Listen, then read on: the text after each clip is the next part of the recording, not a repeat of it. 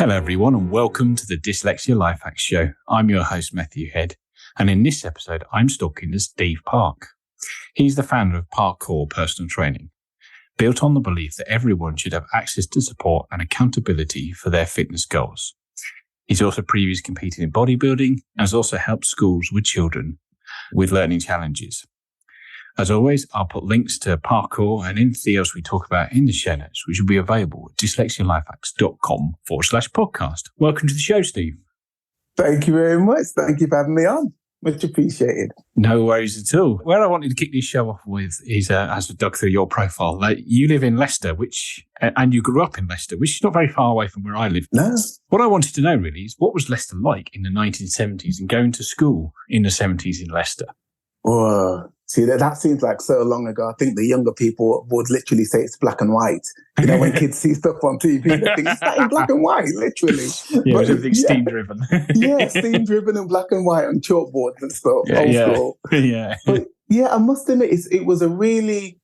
I mean, I would say I loved it, because you always do that kind of thing when you're a kid, and then you lament back into your childhood days, and you felt like the summers were hotter, they were longer. You know, your school break, your school holiday, summer breaks were longer and everything. But I had that. So there was the dichotomy of that lovely side of things, just being a child and a kid, growing up and not having any worries. Yeah. But then there was the difficulty of being sort of the son and the daughter, obviously, in regard to my sister Nicola, of immigrants, essentially. Right. You know, coming into Leicester in the Windrush generation. And then there's a whole adjusting of that and being, I guess, essentially being teased for that aspect, for sort of a different tone of skin, different colour skin, but then also being dyslexic and not having that sort of even come to a reality until in my 20s or 30s, really. Mm-hmm. So it was quite challenging in certain aspects, but there were also classes and sort of school teachers that I really loved, and they managed to see the magic in me. You know, they sort of, you know, there's something different with Steve. He may not be great at essentially reading, writing, maths, but he is gifted in such and such an area. Okay. And how did you find the teasing? Because you mentioned like basically almost three pillars, isn't there? The Windrush generation, skin colour, and neurodiversity. Now, each of them must get teased very, very differently, but which were the ones that you would have struggled most with, and how does neurodiversity fit into all that? Yeah, I think for that, it was definitely, I'd probably say I'd say 1 and 2, because it was sort of the racial aspect of things initially. And then also, as I was younger, sort of before my bodybuilding days and my trading days, I was typically the super small, chubby kid that got teased, never first to be picked for football or rugby, that kind of thing. So there was always that aspect. So it was probably, I would say, those two elements were the initial stage. And then moving on to the dyslexia and the sort of neurodiversity when I moved into the classroom side of things. And then even down to the point where my mum, she was really light skinned. So my sister took after my mum with a lighter skin. I took after my daddy with a darker skin. So I remember even being in primary school, one of the kids would tease me relentlessly for being, sort of big, a big guy. But then when my sister started, he would tease her as well, because they just couldn't get it into their head that we were brother and sister because our skin tone was different. So it was an addition of that, really. But again, sort of on the flip side of that, I had some really lovely teachers that really boosted my self-esteem. So it's kind of those things sort of ebbed it down. But there were other teachers that kind of built it up. And then my mommy and daddy were always just like, you can do whatever you want. Like they were our best cheerleaders, essentially. Yeah. Yeah. I can imagine that. And that it's really important to have that, because particularly as you're talking about, you've got all of the physical teasing before you've even opened the book, put the pen on the page. Yeah. And then you just keep adding things in, and then stuff with your sister. There's a lot going on really in your life as a young person. Yeah, it was all that sort of anxiety. So before you even, put on your school shoes or your school uniform, you're already anxious. You're already sort of up to a level 10 anxiety before you even walk out the door. So, and then it's that, you know how it is, that sort of thing where if you've had a good day, you're kind of on a high and you hope that good day follows on to the next day. But then if you've had 4 bad days, you kind of automatically think that 5th day is going to be a bad one, kind of thing. Yeah. How did you cope with all that? Because that's a lot to put on a pair of young shoulders. It is, yeah. And I think looking back on it, it was, you know, so you're sort of looking back on it with adult eyes. You think, how did I manage it? But again, I think it's one of those things that sometimes when you go through a horrible situation, somehow you just manage it. It may not be pretty, it may not be super scientific, but you get through it. And I knew every time that I would come home, there'd be, because the sort of area we grew up in was an area called Wishing in Leicester. So my mum and dad, oddly enough, they were the first people to buy the first plot in that area. So they were they were like the foundational house of the whole estate, which house was kind of one. cool. Yeah, house number 1, plot number 1 sort of thing. So we always had a really lovely home environment, not only just home as far as inside, but all the kids went to the same school, all my mates went to the same school. And even back then in the 70s, in that estate, we had a really lovely, diverse mix of cultures. So, you know, we had white families, Black, Asian, Muslim, Chinese, just basically, you know, it was a street of every mix. So we as kids literally just learned to get on with each other. Like if we thought somebody was cool and we liked them and they were a nice person, we got on with them. If you're a horrible person, we didn't. So there was no color barriers. It was just like, are you good and nice and kind, or are you horrible and you tease everybody? That kind of thing. So I think my main kind of way of raising and looking at the world was based on that, as opposed to the teasing aspect of things. I think somehow I managed to focus on that aspect, and I got more joy out of that than the teasing. And it was quite odd because one of the main culprits, I could literally remember the guy's name now, is a guy called Lee, and he probably teased me most in primary school than I'd ever been teased sort of in secondary school or moving up to teenager 20s ever. And I think that really sat with me, because even though that was going on with me, I automatically thought I do not want anyone else to have to go through this with anyone like that. So it kind of made me the person that, like, I'm not going to let anyone that I love get teased, or I'm not going to be around somebody that bullies people. Yeah, you know, that kind of thing. So I think that's probably made me more the way I am, where I won't put up with a bully, especially for myself, but especially for anybody else in my circle at all. So I think that sort of more so galvanized my kind of thought process, really. Yeah. Kids can be wicked, can't they? Yeah, they're really horrible, some of them. Yeah. You can have that really kind of naive, beautiful, just like everyday spring day, you know, like sit and watch a rose petal for 2 hours kind of adorableness. And then you can have a child that is just literally, I used to think as a child, the way that Lee would think is if he sees you having too good of a day, he has to shut that situation down immediately. That kind of vibe. So it was quite a mixture back in the day. Yes, I can imagine. Wow, that's a lot before you've even hit your 20s. Now, you alluded to earlier that you probably found out about neurodiversity in your 20s and 30s. What started to make you think, hang on, I might be dyslexic here? Was it children, or how are you kind of thinking, well, what's going on? It's a good question, because it was really kind of, it was a relatively slow process, but I found that the way or the actual subjects I really liked would have been anything sort of like technical drawing, back in the technical drawing, drama I loved, IT, woodwork, anything with a physical component to it, I dug it. And I could understand that even at, my sort of 5, 6, 7, 10-year-old brain. I could understand that as well as a teacher, and which I kind of thought was just me, and I didn't want to tell anybody because I thought there was something wrong with my head. But I could kind of similar to how we were talking about at the show. I could see things in exploded diagrams, so I could see something and see it exploded and see how that component connects to that component, that links to that, and that's how it works.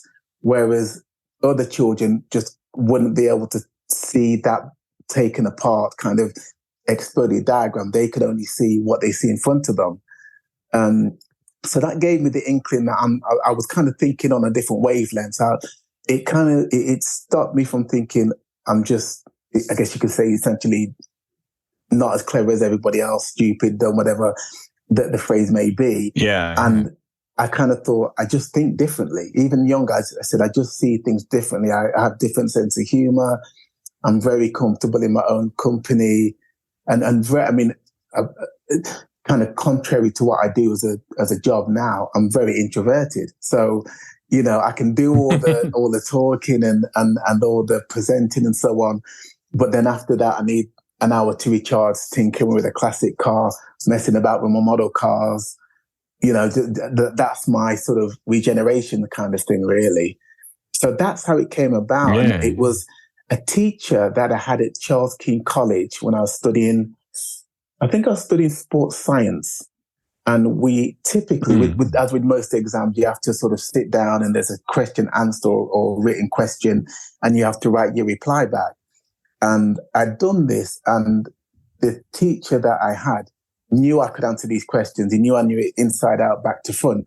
But he'd seen the results, and he goes, these results are terrible. These are the results of somebody that doesn't know the subject.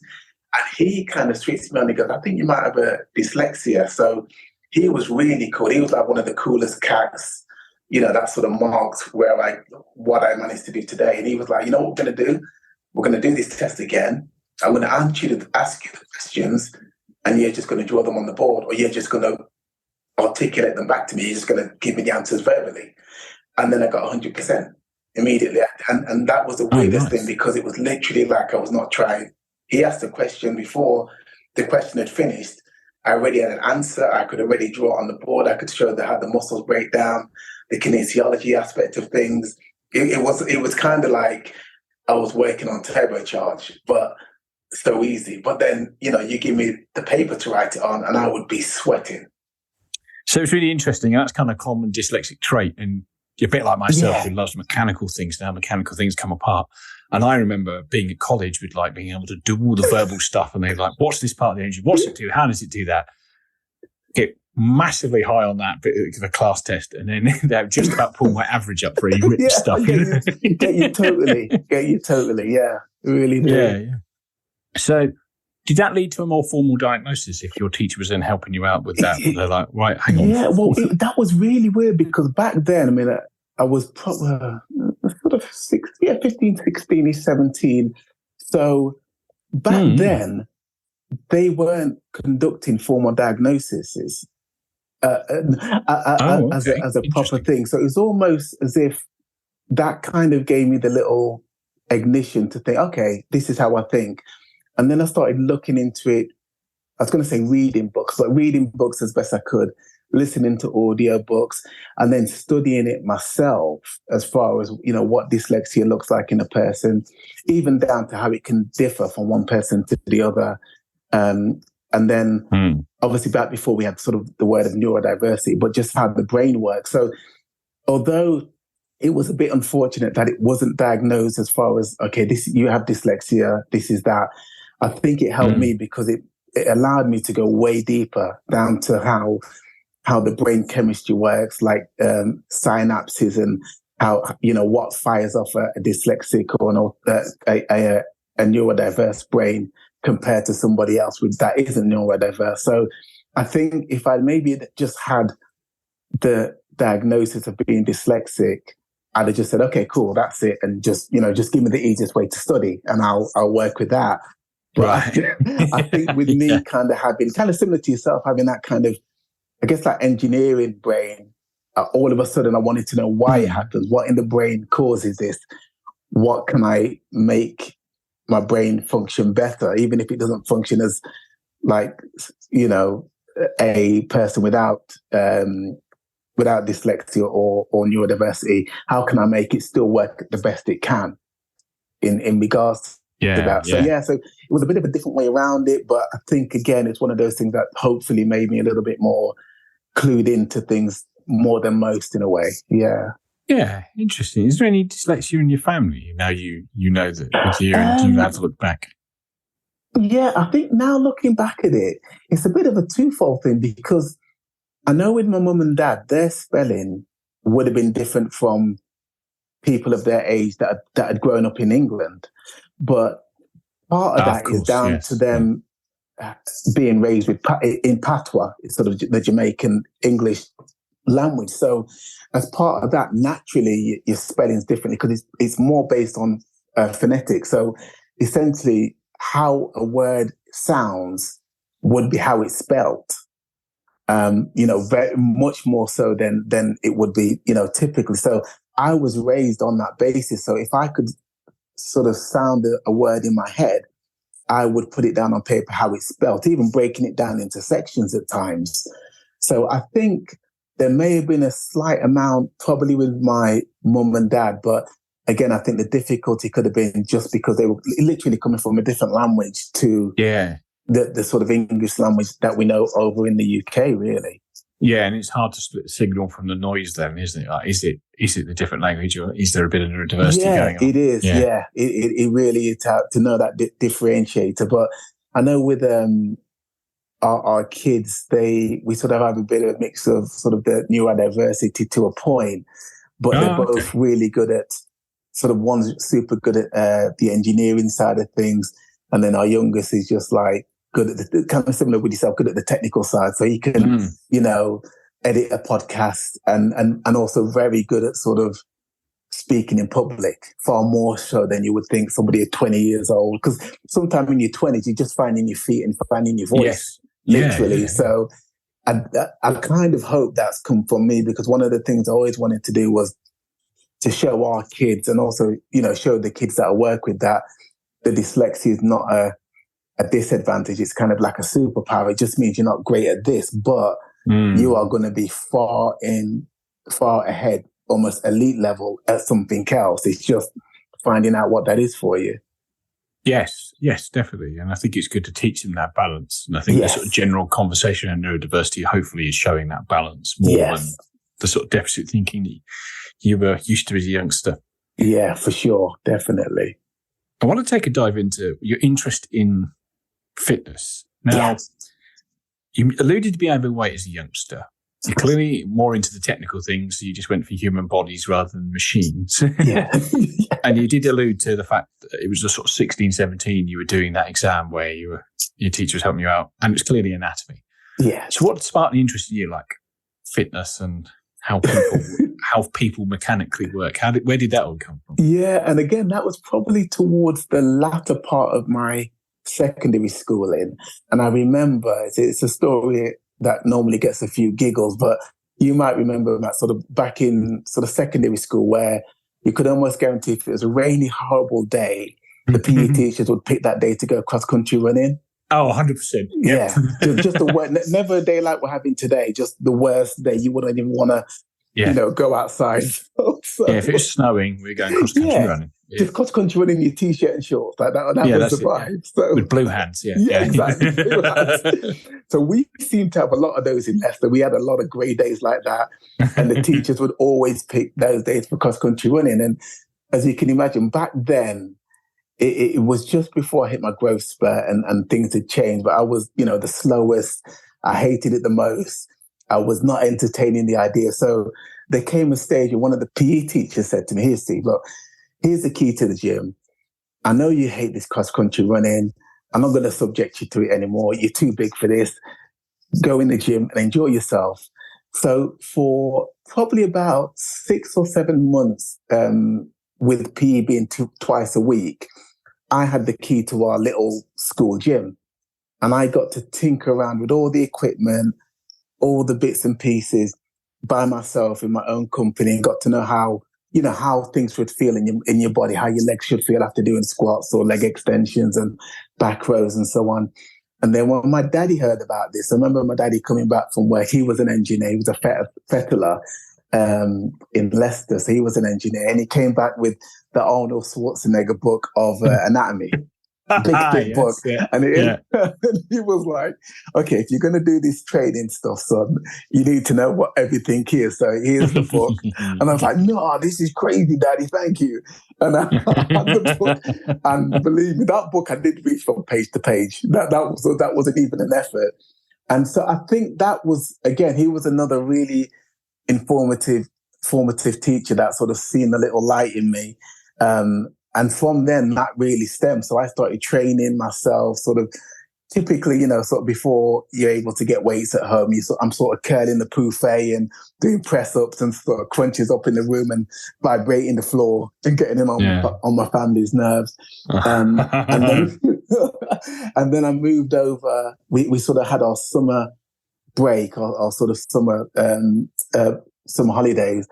And when I came back, I, sort of shot up a few inches. And one of my best mates who lived up the road didn't recognize me. He goes, I thought you were a new kid in school. I didn't even know it was you at the end of the day. So that was quite nice. That was lovely. And that's when I kind of flourished into kind of knowing that my knowledge could help me, because it helped me develop. And I thought, wow, if I could do this with me, maybe I can help others. And that really boosts my confidence, not just on a physical basis, but then when we came back, I was able to sort of play rugby, and they allowed me to train with the Leicester Tigers rugby team, the youth team, and then moved on to playing American football for the Leicester Panthers. So it's a really lovely kind of synergistic rollout from there, with just the confidence getting better and better, as the months went by.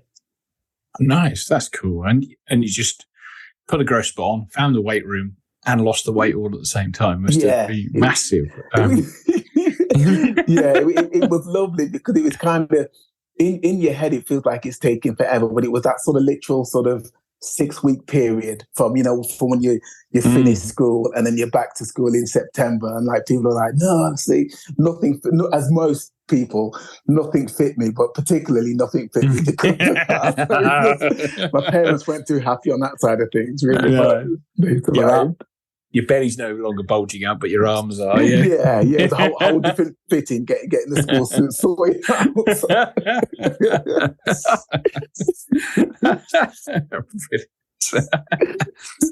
out. And did you find with the dyslexia that it helped you learn the subjects better with your sort of visual thinking and imagine the mechanics of the body was going once you dived into all that kind of stuff? Yeah, I would say. I mean, it's weird, because sometimes when I'm teaching this to other people, or I say that it wasn't even a struggle. It was so weird. I sort of did all the usual things, because as I was growing up, I thought, well, I'm going to study what I like. So, and that included, I remember I did a automotive engineering, BTEC in that, BTEC in electronics, A-level sports drama. And once I got into the sports side of things, it came so naturally that I was able to study 2 courses at the same time, which I never thought I could do. So I was sort of doing A-level drama and also biomechanics, because it in my head, it all made sense. It all kind of meshed together. And it wasn't like 2 separate subjects where maybe somebody else without this sort of way of thinking, they would have had to thought, okay, A-level sports, kinesiology, separate things. I just like, boom, that just links together perfectly. So it was really weird, because that's when I realized that it was, for want of a better word, like a superpower. I could do this. I could picture everything our tutors were saying in regard to how the body works, how the ligaments attach, the bone muscle insertions, all of that kind of stuff. I could see it in my head in real time. So that was crazy, because I thought I was almost going mad a little bit, because for once, studying in that aspect felt easy for me, the same way that probably studying would have felt easy for everybody else that was, would have been good at maths or good at English or good at science. It would have felt super easy for them, ridiculously hard for me. This was a total flip around for me. And I'm like, I'm loving this, because it doesn't even feel like I'm trying. I could study, and I would sort of study for half an hour, and then I'd go and train or go out and play or go for a run. And I could almost feel the knowledge sinking in to a point where I knew it was locked in my head, and I could move on to something else. So yeah, that really was a huge help for sure. Yeah. Wow, that's really interesting. Just being able to visualize it and move it around. And it shows the difference in experience with suddenly doing stuff you really like. It suits the way you think, that you can sort of put your foot on the gas really and start learning multiple things at once, and it no longer becomes a grind. Yeah, for sure. It felt so easy. Whereas if I was having to study English or something, that would just, it wouldn't have even worked at all. So yeah, it's literally just finding the right groove for yourself, essentially. Yeah, very true. Yeah. And post sort of studies, it sounds like you did a lot in the end. Yeah. When I look back on it, there's sort of masters and degrees, this, that, and the other. And I'm like, I don't know how I did it. But because, like you say, because it was the subject matter that I loved, it was kind of just, okay, I know that, so I want to know a bit more. Or maybe the tutor saying, look, you got this, we can maybe move you on to a degree, and then we'll just transfer what you know over to that. So I look back on it, I'm like, I don't know how I had time to do it, but a lot of it was sort of all linked together, which quite helped. Yeah, it was quite a help. Certainly. And it's really interesting. But what did you do post all your degree and education? Did you sort of end up setting your own personal training business up at that point, or did you drop into more industry job then? Yeah, so going from that, it was sort of, I actually, off my first official job, like not apart from glass collecting at the local at the local golf range that me and my mate Raj used to do. I started working for WH Smith's, their distribution place in Leicester, many years ago, back in my 20s. So I had the usual jobs where you sort of 10-pin, and I was working at a bank and so on. And each one of them have lovely memories of. I remember working at Barclays Bank in Leicester, and I was working in the loan section. So, people would come in and apply for loans, and we'd go through the paperwork and it would get filed away.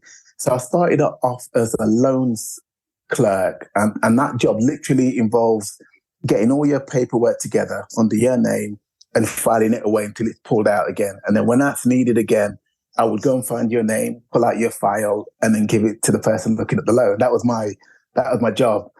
Luckily, we had a radio downstairs in the file room, so I could groove to Radio 1, and it wasn't too bad back then. So as a youngster, I made it work. But even then, I remember one of the loan officers, Phil, and he kind of noticed how I generally got on with people, quite relaxed with people, especially at that sort of 20-year-old age, and, sort of could converse with them. And he was really sweet. I remember him allowing me to not only get the paperwork of this young couple. I think they were going for like their first home, so it was a big deal for them. But he allowed me to get the paperwork, and he allowed me to literally sit with them and let them know they were proof of their loan.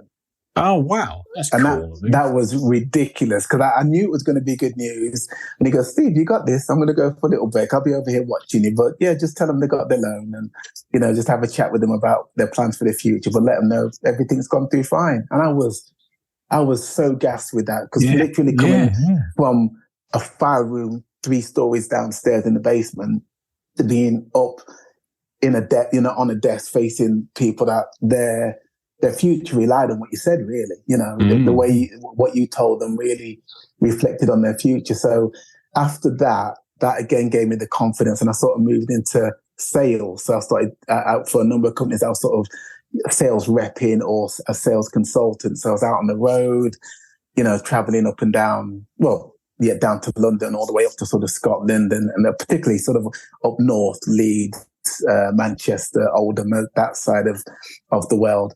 And I would be away for maybe a week, and I'd be sort of setting up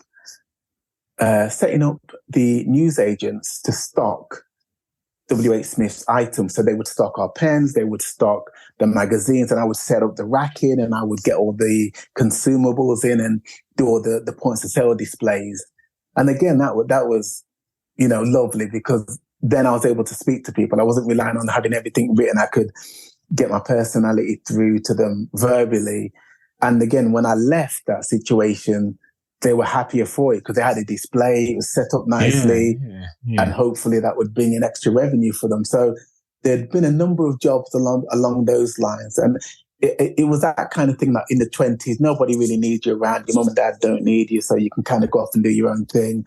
So I was really fortunate to do a lot of traveling and a lot of learning from like really nice mentors, really, in regard to how to relate to people.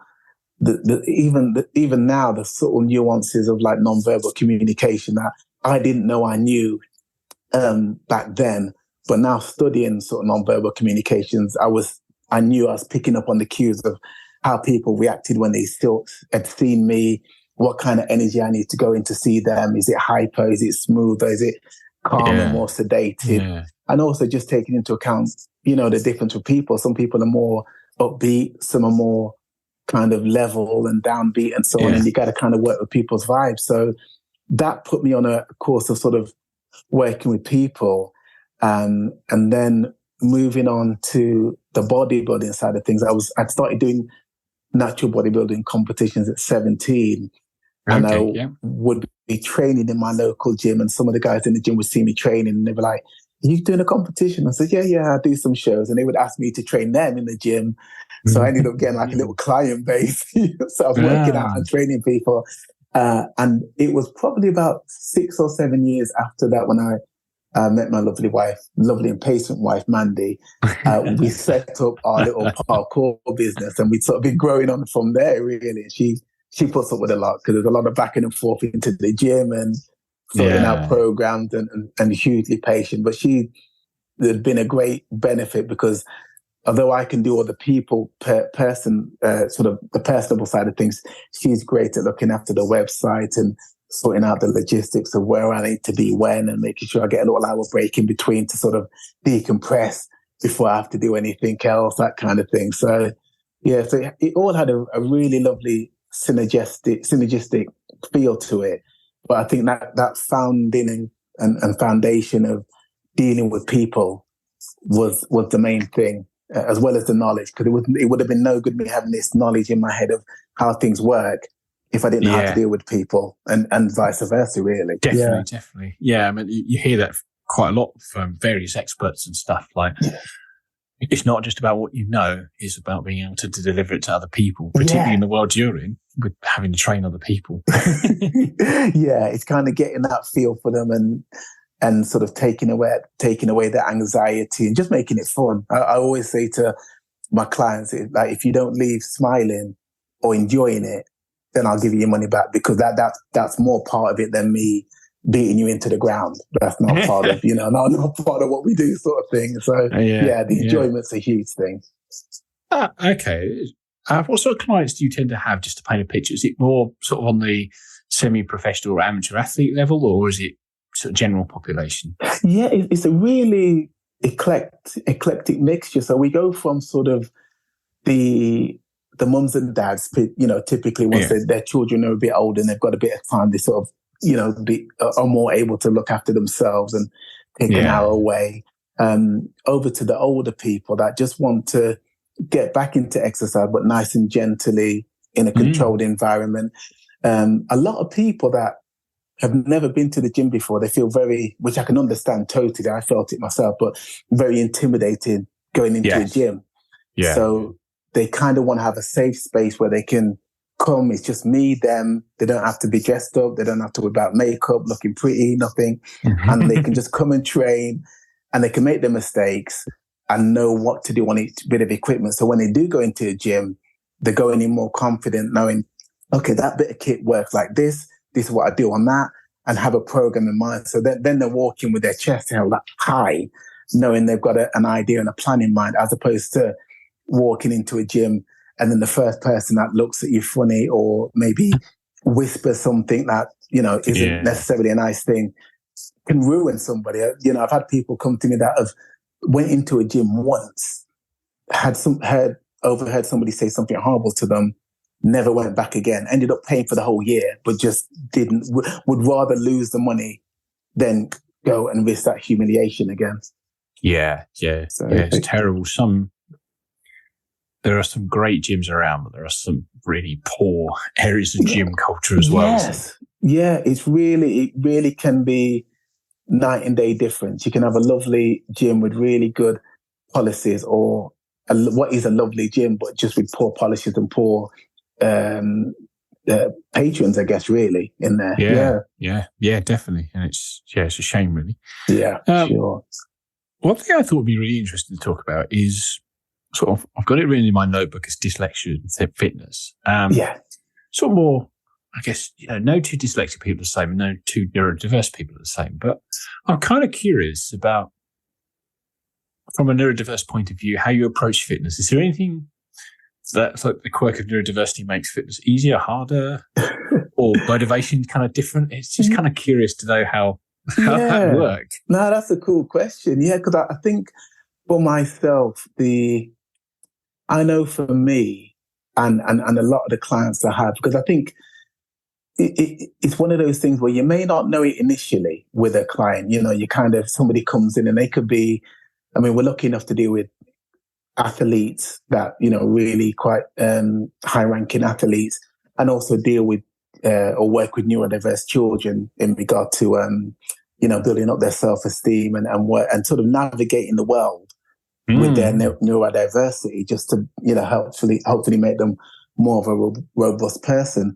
And I think no matter who I've had, once you get past the facade and the sort of outer layer, everyone has insecurities. I mean, you could be built like Arnold Schwarzenegger, but you would still have the probably the same insecurities as maybe a 45-year-old lady that's never been into the gym before, and worries that she looks odd in leggings or whatever. That kind of thing. It's just much more convoluted.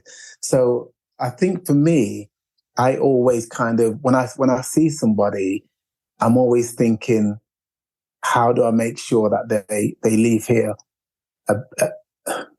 a better human being, not just as far as stronger or maybe having less body fat or bigger muscles or, legs this shape, thighs this shape, but how they can leave the gym a better person as far as being able to deal with the stresses of life.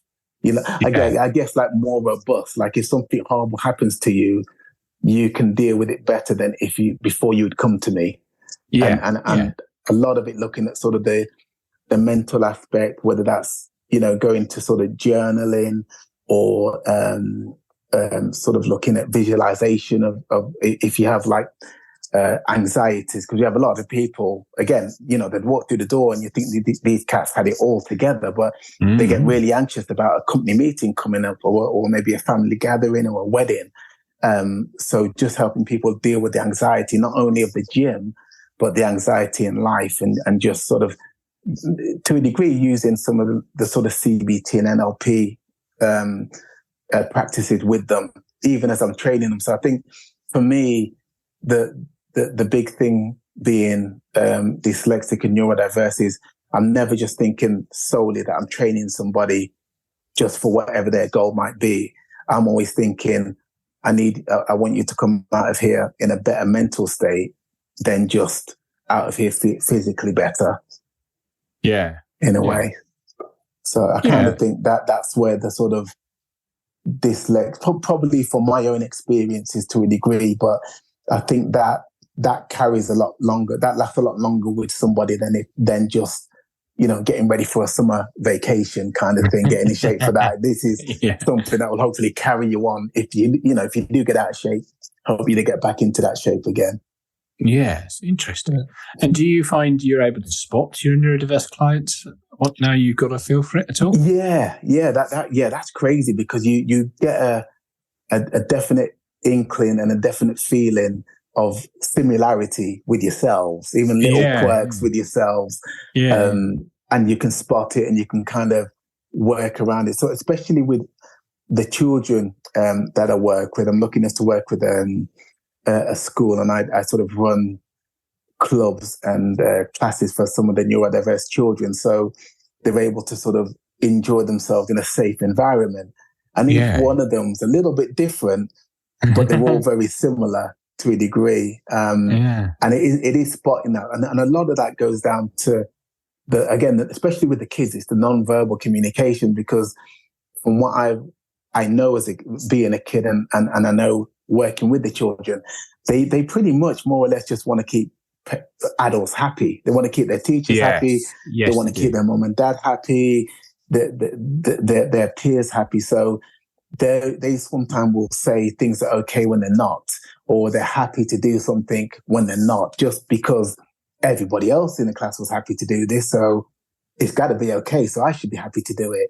So a lot of the work I try to do with them is non-verbal communication to see what they're saying they're really happy with, or whether we need to approach things from a different angle to make sure they're comfortable. Yeah. It's really interesting, isn't it? It's the whole confidence piece. And I like the fact that when we tie it back to your personal training business, you actually, it's not just about, I don't know, upping your bench press and increasing your deadlift. It's all about the whole person and what they're like, what they're doing outside the gym, how they do. And you mentioned the cognitive behavioural therapy and the linguistic programming, which is easy for some people to say. It's quite aware. I'm just going to stick to NLP. Now, that is NLP, yeah, I got all confident then, I think. You did well. Yeah, and but it's interesting how you're using all of them techniques to try and deal with, because, you know, my own experience of having been a gym rat for years, you know, I could nail the workout and then eat far too much when I got home, or not sleep enough, or whatever. And just the same. It's like all the little details outside of that hour in the gym is what makes the difference. So I'm just the same. I must admit, even for me, it's, people would think I've got it all together, but there are challenges at times where I'm just the same as everyone else on that. Yeah, and but I like the fact that you use all the other techniques to kind of try and make everybody a bit more rounded, because it's important. But most of the work in terms of keeping fit is actually what you're doing outside of the gym anyway. Very true. So there's little bits that add up to the bigger result, and even down to a lot of the time. Sometimes we'll have clients that be, you know, they can only sort of come to us for maybe 6 a.m. in the morning, you know, for the pre-workout.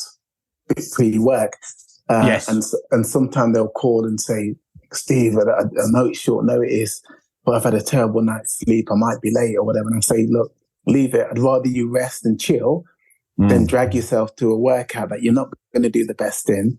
You might end up pulling something and then putting yourself back 3 or 4 weeks in that sense. So, you know, even as much as odd as it seems for someone in my, I guess, line of work, I'd rather not have somebody come and rest than have somebody come that's still fatigued and tired and, you know, maybe not even in the right mental state, when it might be just better for them to have a day chilling, you know, catching up on their favorite program that they like to binge watch, and then you come back the next day and they're a happy, better person for it, kind of thing. It's that kind of finely tuning it, really.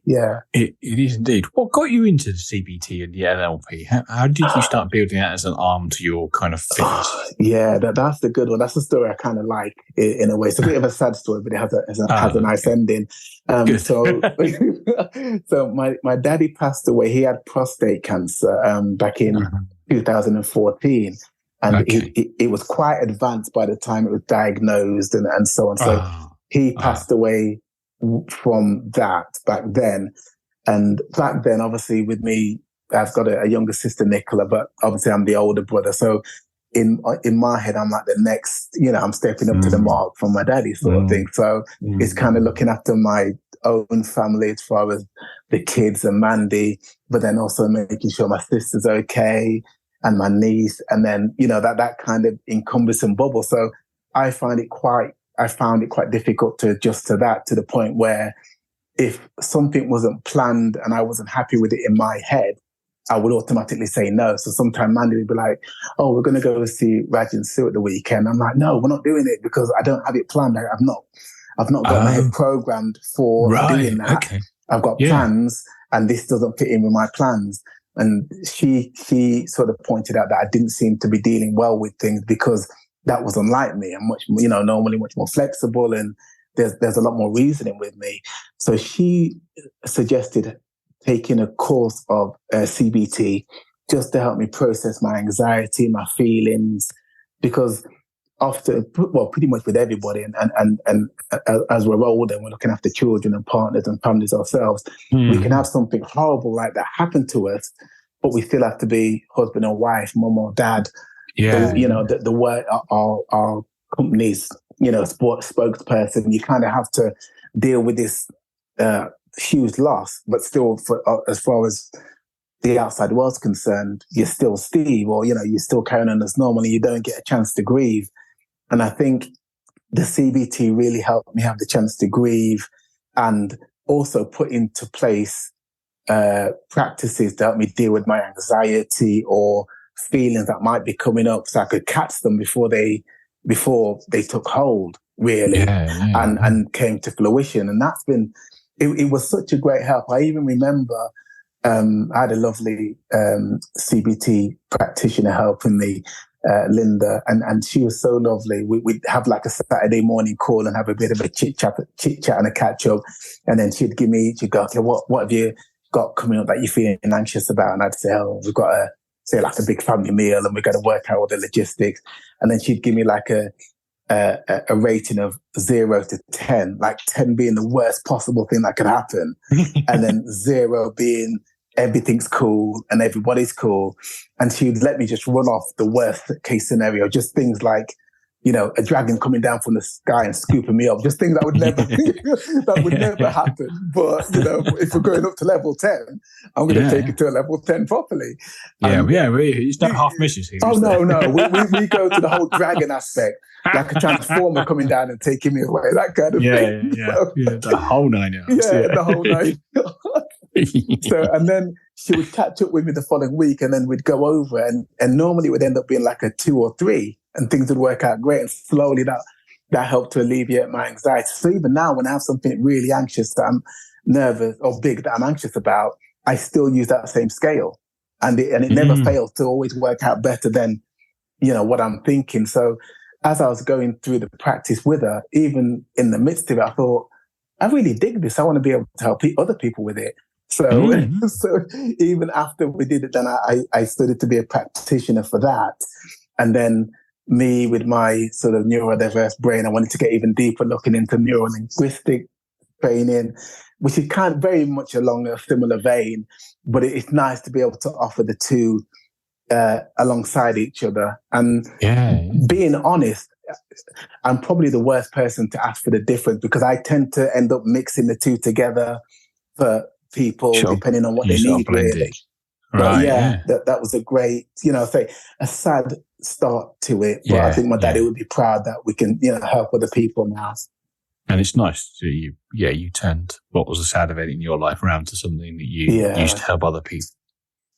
That was really nice. I enjoyed that. Yeah, for sure. Yeah. Cool. Well, what I'm going to do now is start rounding out the podcast.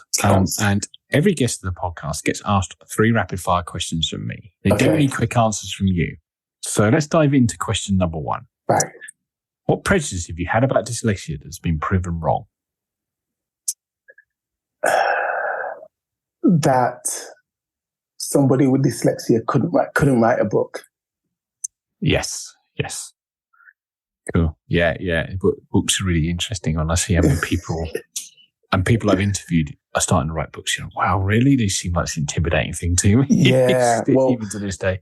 Oddly enough, I'm probably going to be one of them paid people, because since we met at the show, I've started to write a book myself, and it's sort of looking at very similar to how we started, like what it was like in the 70s with dyslexia, how that's growing up, and then looking at what it's like as a teen and 20-year-old, and then looking at it what it's like as an old fart, as I am in the 50s kind of thing, and then just sort of outlining that for everybody, just so hopefully it gives people a nice rounded view, so they can not only see what it's like, but see what it's like in a living, breathing person day to day. Yeah. And before having the confidence to do that, you could have never imagined I would sit down and write a few chapters on a book. It just would not happen. Yeah. Wow. Well, I bet you're really interested to see what the book's like when it comes out. Oh, thank you. Hopefully soon. I'm working, so hopefully soon. Okay. Now, rapid fire question number 2. If an alien landed and you had to describe dyslexia to them, how would you do it? I would say it would be a special superpowers way of thinking and processing the world. Yeah. I think that was how I would explain it. Yeah. Nice. Very succinct. Okay. Seeing as this podcast is called the Dyslexia Life Hack Show, my final rapid fire question is, what is your favorite dyslexia life hack? Oh, that's a good one. I like that. That's a meaty bad boy. Okay. I like that one. I would say a dyslexia life hack would be, and it kind of stems from me being a teenager, but something I've noticed with a lot of the people I work with, but especially kids and teens and adolescents, is always make sure you're having enough omega-3 healthy fats. Oh, okay, yeah. Which sounds, it probably sounds very odd, but what I found as myself growing up, and also with other kids, is, sort of being dyslexic or being neurodiverse in like a quote unquote normal world. So like being that in a school or at college or university to at work, your brain's having to think things over like 4 times quicker than someone else. Yes. So it uses up so much more energy, more so than a say regular person, but somebody without neurodiversity, that you can very quickly become fatigued and tired and worn out if you're not having enough healthy fats. I mean, obviously enough food generally, but particularly enough healthy fats to feed your brain and to keep the synapses and the myelin sheath working, all of the sort of brain connections firing. That could be one of the biggest downfalls if you're not aware of that. So I always preach to even the parents I work with is be really focused on that, because your children or your adolescents, or even us as older adults, we're using up a lot more energy just trying to navigate the world from our neurodiverse standpoint. That's really interesting. Yeah, using the healthy fats to fuel the brains. Let's nerd out for a minute then. Any recommendations of what omega-3s people should be taking and how much? Oh, that's a nice one. I like it. Cool. I can do this all day long now. You got me now. I'm locked in. I would say fish oils are really good. So, you get the fish oil capsules. Probably about 1,000. I think they come in roughly a good 1,000 milligram dose. Probably about 3 of those a day would be a good dosage. Wow. Okay. But if you like the liquids, which I was raised on, I was forced to drink cod liver oil. Yeah. By liquid. My mum and dad were old school. We weren't messing about with capsules then. If you're happy with that. Yeah, back in the day. If you're happy doing those, then 3 capsules of those, that's a good level. Obviously, things such as salmon, fatty fish. So salmon's really good. Tuna's really good in sunflower oil. Your peanuts, pretty much any of those are really good. And also something I'm putting into my shakes at the moment, which I really love, is hemp seed oil. So I put like 3 capsules into my protein shake, and that works really well because you can't taste it, and it's predominantly higher in the omega-3s than the other fats, which the other fats you tend to get plenty of day to day. But it's just that omega-3 you need to really focus on. So that has the predominancy on the omega-3s. Nice. And I assume you do have to slightly watch your calories as well. Yes, I've got to be good, because there were times back in the old days I could chug a whole load of that down and not worry about the calories. But nowadays, even I've got to be careful on that. Yeah, I was thinking, it's peanuts, great, peanut butter and everything, but the number of times I got through a packet of peanuts and walnuts or cashew nuts. And then regretted it the next day.